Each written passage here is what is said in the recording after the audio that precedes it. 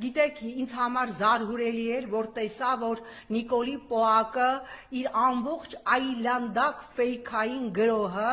եւ պոռնկաբարոտ տարբեր շների ֆաս էր տվել արցախցիների վրա եւ ամենազարհուրելի հայհոյանքներն էին գրում արցախցի մայրերի հասցեին, ամենազարհուրելի հայհոյանքներն էին գրում որդի ամուսին կորցրած արցախցի մոր հասցեին.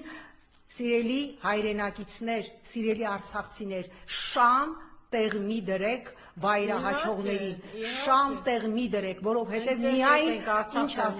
միայն պիղծը կարող է արցախցի մորը ասել ռադեղի գնա, եւ այն որ հայտարարում էիք ինչ որ պիղծ վիժվածքներ գրում էին, ինչի պտի դուք 50,000 ստանաք, ես հիմա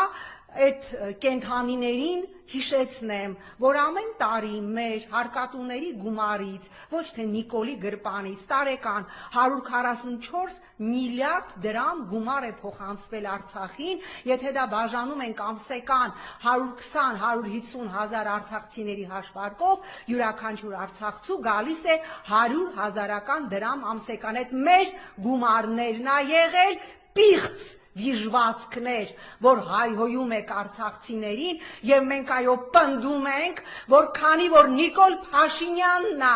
150,000 արցախցու սարքել անտուն տնավեր, այդ գումարը տարեկան 144 միլիարդը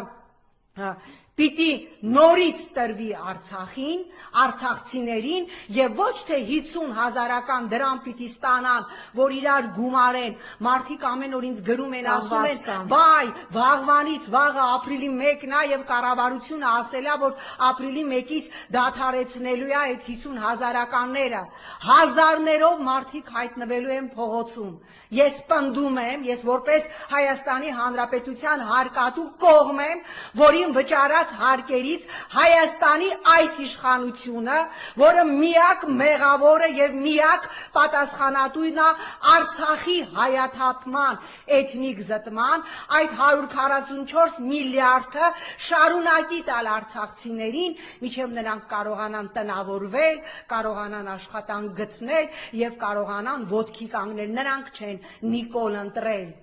որ հիմա պատասխան տան մեր ընտրության համար, թե ինչի իրենք դարձան տնավեր եւ անհարմար է, նայում եմ ինչ որ կանայք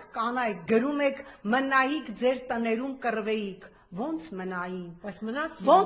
ինչքան հնարավոր էր մարդիկ մնացել են, 10 ամիս սոված բլոկադայի մեջ